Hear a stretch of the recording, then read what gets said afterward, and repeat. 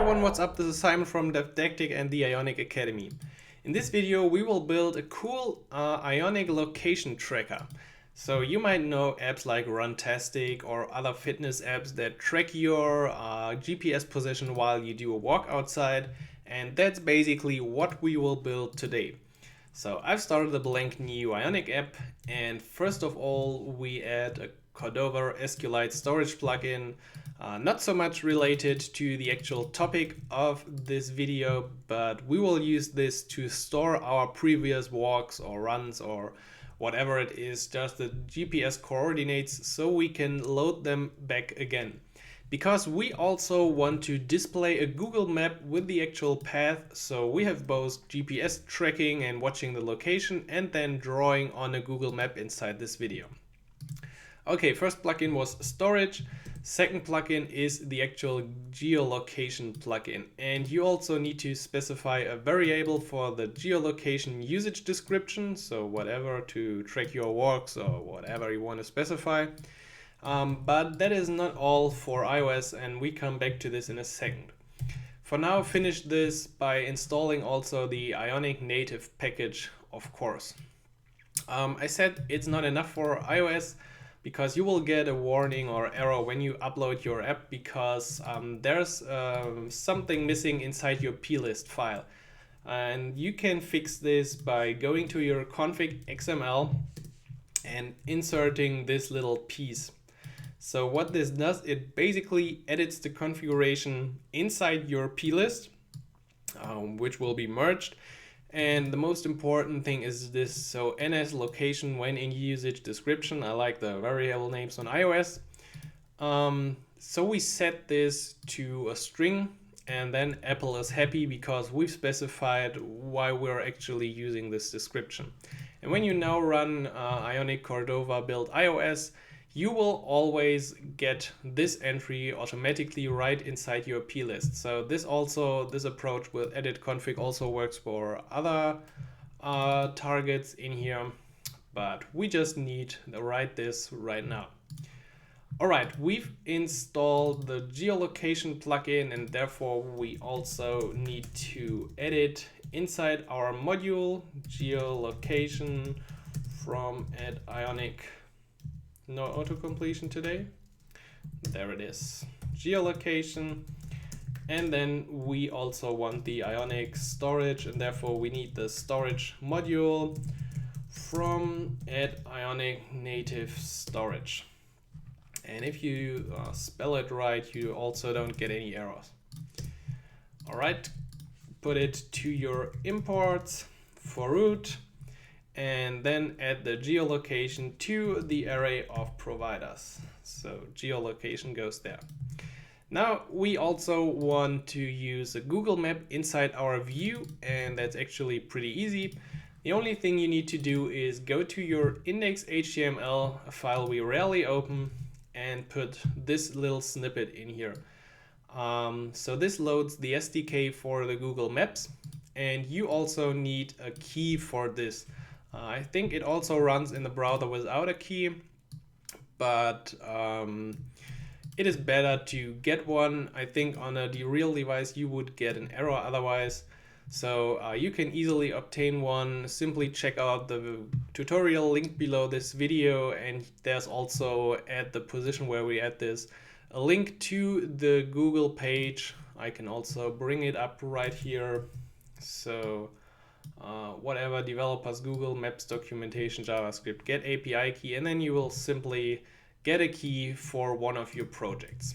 Okay, let me add this, and then it's time to go back to our actual homepage. So our view consists of 3 areas, I would say. But first, let's add a bit of color, because it's always good when the app already looks nice. So first of all, we have a button at the top to start our geolocation tracking. You can imagine something like start my run or whatever. And on click, we will call start tracking. And Ion icon name, perhaps the locate icon, and then start tracking. Also, we only want to display this button if we're currently not tracking. So not is tracking, we will add this variable later. And then of course we need a second button which will be displayed when we are tracking to stop the actual walk. Let's use the hand icon and let's call stop tracking then. This is the first part to start our tracking. Then we got the actual Google map. And this is basically, I don't even know if we need ID map. I don't think we need this. This is simply a div and we will fill this using viewChild inside our class in a second. So that's the area we will display the Google map in. Then finally below this, we will also add a list where we can show our previous walks and load them back into our views. So let's call this previous tracks. And then go ahead, ion item ng4, let root of previous tracks. So we will load them from the Ionic storage and then display them inside this nice little list. We will also add a bit of information. So we will add a finish date so we can see what's going on or when we have added the walk. And then also the root will have an array of the coordinates. So let's show how many waypoints we've added to this, more or less for debugging reasons. I guess this wouldn't be super interesting for a real user. And then at the end of this button, let's add a little click event to show history root. And there we pass in root.path, which will be the array of the waypoints, and let's call this view root. I can also start the Ionic lab, I think, because that's basically what our view looks like. And then for the map, we should also add a little bit of styling. So let's make it 100% in width, and then this is also the app. As you can see, the map is not really displayed by now. So 100 and height of whatever, 300. Is it there? Oh yeah, that's why I had ID map, I think. All right, so there will be dragons. There should be a map somewhere and soon. So let's go to our home. We're finished with the app module setup process. We're finished with the view, and we can focus now on everything else that we need to implement. Let's start the controller by setting up the different properties. So first of all, we need a viewChild, which is map. So we can get our map element, which is of the type element ref. Auto import. Oh, pretty cool today, huh? Then if we want to use our Google map, we need a little trick up here. You have seen this before perhaps, just to prevent some TypeScript errors when we use something with Google. I'm also not sure if there's perhaps already types for Node. Perhaps you can leave a comment below this video. Also, we want to have a reference to the map later on, and also to the current map track. So this is what's currently printed or drawn on our map, and we will fill this later. Is tracking is false in the beginning. We've used this inside our view, and also the currently tracked route is an empty array where we'll add the different waypoints. Also, we keep track of previous routes, so they will be loaded from the Ionic storage, and therefore they are also empty in the beginning.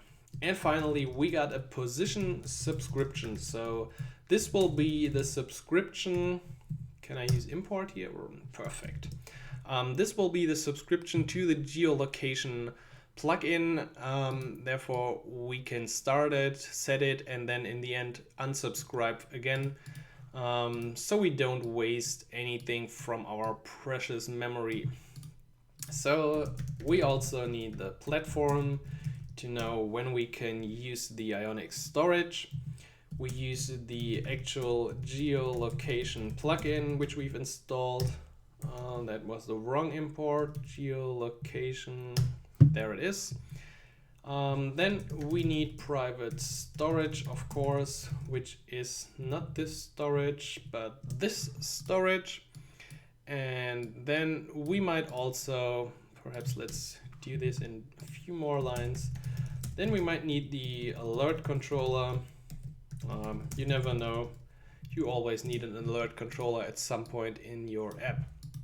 Okay, so let's start with Ion. Is it in here? No. Ion View did load. And inside Ion View this load, we check if our current platform is ready. And then we can start by checking our storage and see, let's craft this in another function. Let's call this load historic routes. And let's simply call this, because it's not really super important in the beginning, but we want to get the routes. And then when we get the data back, and if we actually got data back, we will set our previous tracks. Where is the previous tracks? I spelled this wrong.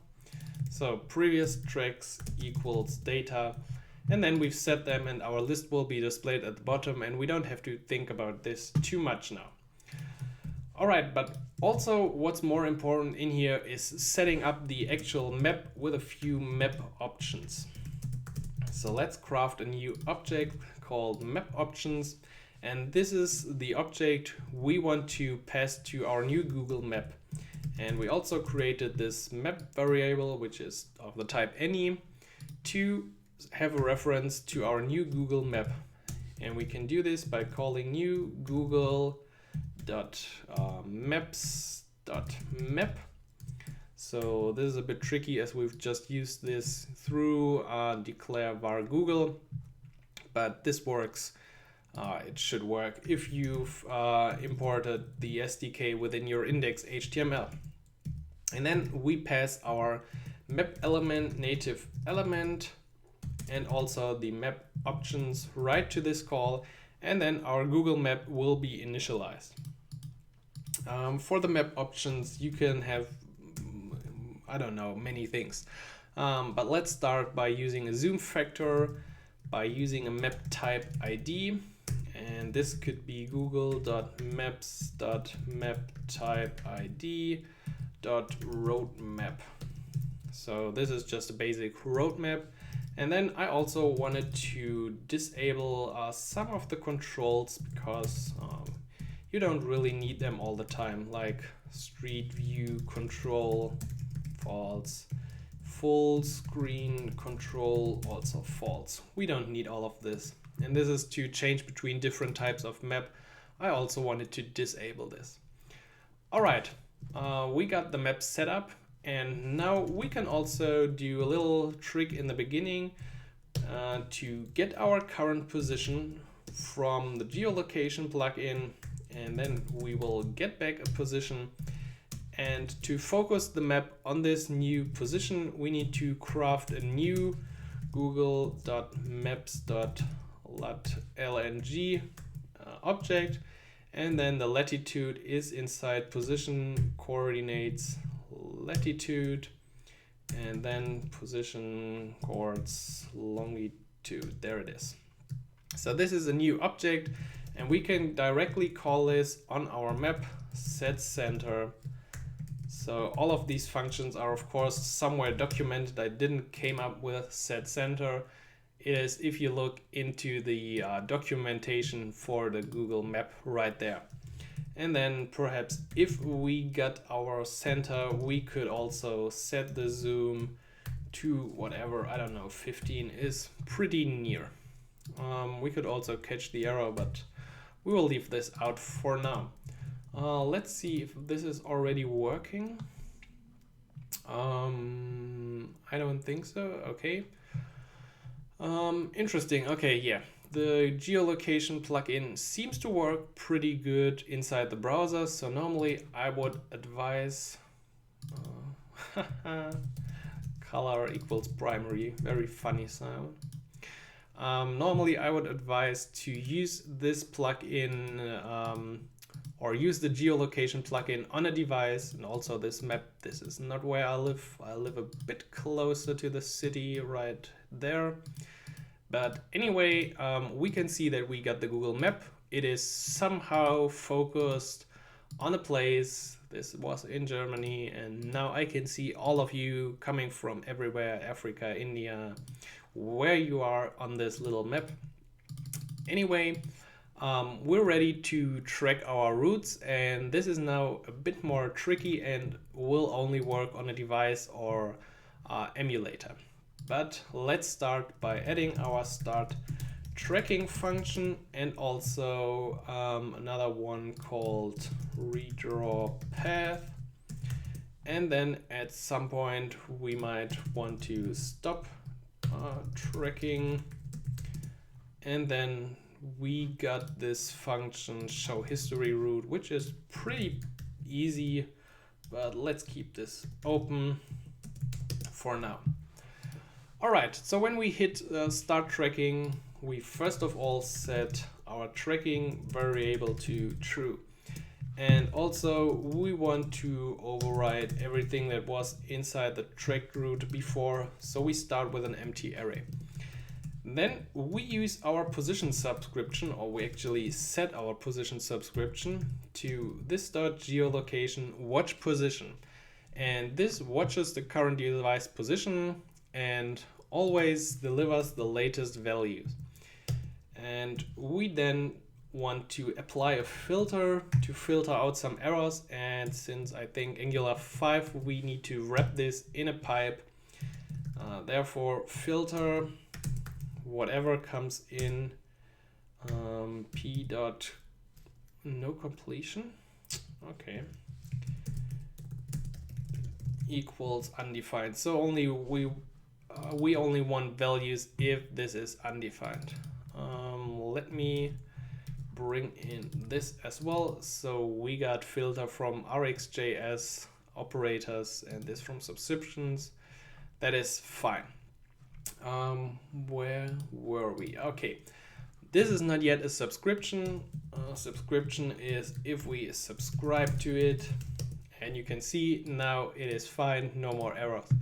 And in the subscribe log we get back some data, and let's set a little timeout so this is automatically applied and the changes are marked on the map.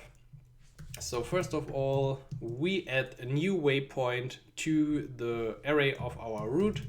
So we push an object with two values, first being the latitude, second, guess what? Right. So this means in the end we have an array after the run, or also meanwhile, with these objects. And this is also what we need to draw a line on the Google map with exactly those two values. And that's why after we've pushed the value, we call redraw path with our current tracked route. And this should be a path. So then we can redraw the map. Okay, now we've added, where is it? The current map track right here.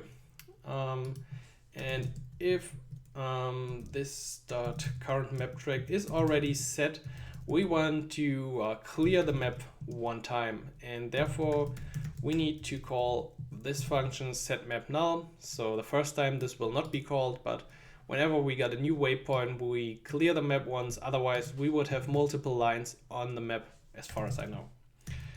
So then if our path is longer or has at least two elements, where is it on my keyboard? What the fuck? My brain. Okay, so if we have more than one object, we can draw a line, and we can set this line then to the current map track. So you see how all of this works together. And again, new google.maps, and now we use polyline to draw a new line.